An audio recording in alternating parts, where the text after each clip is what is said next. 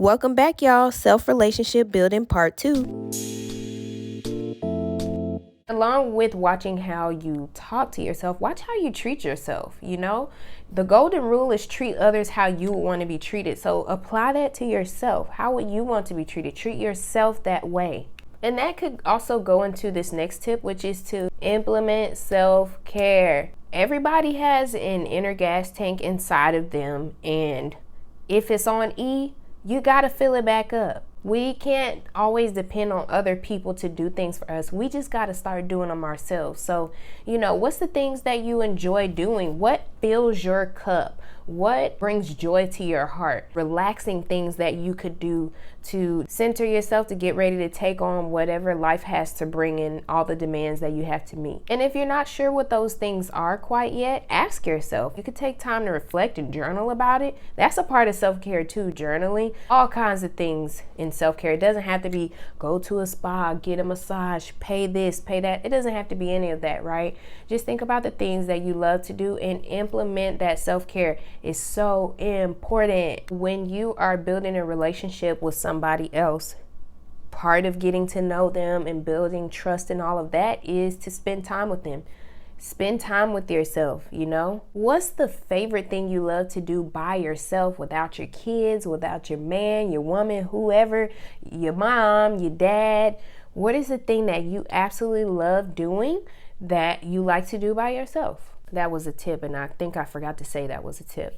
But the next tip is this. Start a hobby that you can stay committed to. So this kind of goes along the same lines as self-care and doing the things that you love and spending time with yourself. What's that habit? What's the thing that you've always wanted to learn?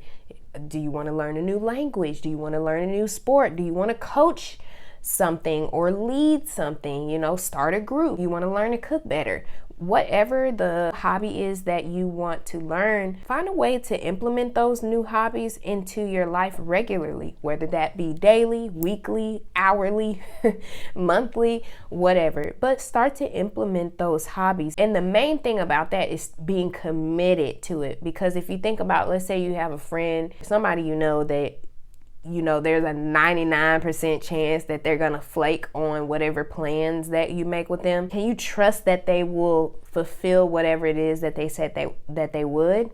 No. So same thing goes for yourself. If you say, every Saturday I'm gonna spend an hour or 2 hours learning Spanish, I'm just thinking about a random hobby. Or you say, every Tuesday I'm going to take myself on a date, stick to it.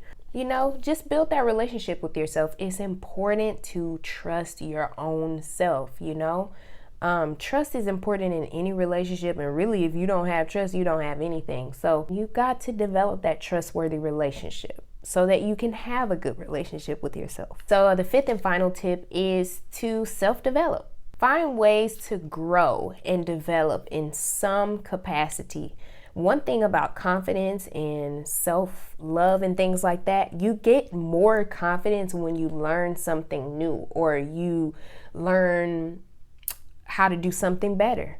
When you self-develop, you learn more and you feel better about yourself and your confidence grows. Maybe there's an area in your life that there is a need that you have not really prioritized before. There you go. That's growing, right? There's self-development there. Also, implementing boundaries with yourself. I'm not answering calls after I leave work. I'm not going to listen to negative Nancy talk my ear off all night. I'm not going to spend time doing things that I don't want to do. If I don't have to do it, I just won't. If it comes to healthy boundaries, like me personally, I watched a video. It was a TED Talk on sugar and what it does to your body. And Lord knows I love me some sugar. But now that I've seen that, because I love myself and I want to improve, I'm limiting. I'm not saying no sugar ever, because it's probably going to be impossible because sugar is life for me right now. But I can at least set the boundary. Okay, at least read the labels and say, I'm not going to overkill on the sugar today. So defining that.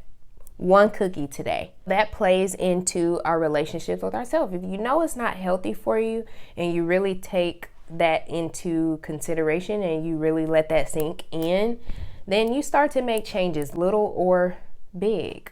Please, please, please take the time to really prioritize your relationship with yourself, how you treat yourself, spending time with yourself, putting in that self-care, self-development, starting that new hobby, making sure that you develop a trusting relationship with yourself.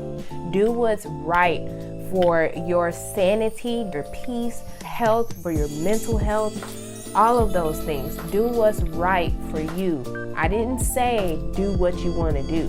Take time to reflect, use wisdom, do what works best. I hope that you guys have found this video to be helpful. There's so many people out here that just need things like this. So help a sister out, help a brother out, whoever it is that you need to help out, and share this video. Thank you for all the support. Peace.